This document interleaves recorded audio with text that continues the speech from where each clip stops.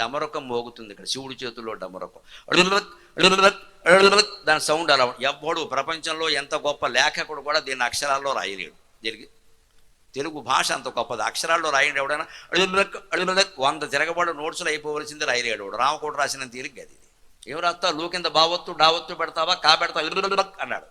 కానీ అందరు అంటారు అంటే ఏం లేదు మాయ అని. పెగ్గా మన తెలుగు వాళ్ళ జీవనంలో ఉంటుందమ్మా ఇది. తల్లి పిల్లాడు పడుకోపోతే అంటుందండి. అంటే అర్థం ఏంటి? ఏం లేదురా ఈ ప్రపంచం మాయ, పడుకో అని అర్థం. ఆ మాట తెలుగు తల్లికి బాగా తెలుసు. ఇప్పుడు ఇంగ్లీష్ మీడియం కారణంగా తెలుగు తేవడం పోయింది. ట్వింకిల్ ట్వింకిల్ లిటిల్ స్టార్ అని అధవూపు లూపుతున్నారు అక్కడ. వాడికి అర్థం కాదు, ఈవిడికి అర్థం కాదు.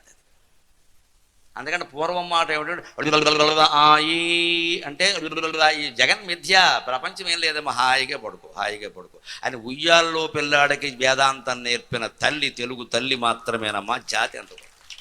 ఈ శబ్దం ఎక్కడి నుంచి గ్రహించింది తల్లి? ఈ డమరకం నుంచి గ్రహించింది. బుడబొక్కల వాళ్ళని వస్తారు, సంక్రాంతికి వాటికి వస్తారు, అని మోగిస్తూ పాట పాడతారు. వాళ్ళ నుంచి గ్రహించింది. పిల్లాడికి ఎలా ఉండదు అంటుంటే తల్లి నాలుగు అటు ఇటు ఆడుతుంటే వాడు విచిత్రంగా చూస్తాడు, దానికి అలర మానేసి చూస్తాడు. ఆ పని జరిగింది, వాడికి అంతకంటే తెలియదు. కానీ పెద్ద అయిన తర్వాత ఎక్కడో ఇటువంటి స్తోత్రాలు వింటున్నప్పుడు ఓహో లుక్ అంటే ఇదన్నమాట అని అర్థం తెలిసింది. తెలుసుకున్నాడుగా. పైగా ఈ మాట ఇంకో సందర్భంలో వాడతారు, సరిగ్గా అర్థం గమనించాలంటే అది తెలుసుకోవాలి. ఇంట్లో 2 అమ్మాయిలు ఉండాలనుకోండి, చిన్నపిల్లకి ఏదో తెచ్చిపెట్టారు, 2 బిస్కెట్లు ఏవో, అవి పెద్ద పిల్లకి ఇవ్వాల. పెద్ద పిల్ల అడుగుతుంది, నాకు ఇవ్వలేదు ఏంటి.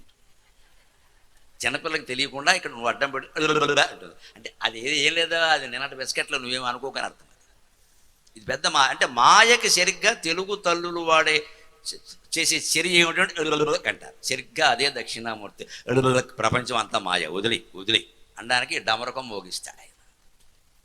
డమట్ డమట్ డమన్ నినాదవ డమర్వజే చకార చండ తాండవం తనోతున శివ శివం జటాటవీ గల జల ప్రవాహ భావిత స్థలే గళేవలం జలంబితం భుజంగ తుంగ మాలికం డమట్ డమట్ డమట్ డమన్ నినాదవ డమర్వజం చకార చండ తాండవం తనోతున శివ శివం జయత్వద భ్రవిభ్రమ భ్రమద్భుజంగమస్వసత్ వినిర్గమ క్రమ స్ఫురత్ కరాల భాలకం వ్యవాట్ ధిమిత్ ధిమిత్ ధిమిత్ ధ్వనన్ మృదంగ తుంగ మంగళ ధ్వనిక్రమ ప్రవర్తిత ప్రచండ తాండవః శివః.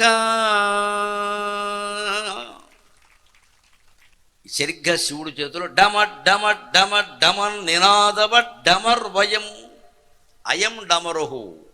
దాని పేరు డమరుకం. ఒత్తు పెట్టేస్తున్నారు డమరుకం అని, అలా పెట్టేయకూడదు. డమరు సంస్కృతంలో ఉకారాంత శబ్దం. డమరుహు డమరు డమరవహ గురుహు గురు గురవహ అన్నట్టు ఉంటుంది. డమరుహు డమరు డమరవహ రావణాబ్రహ్మ ప్రయోగం. ఆ బాణి మించిన పండితుడు లేడు, మనం కాదనకూడదు.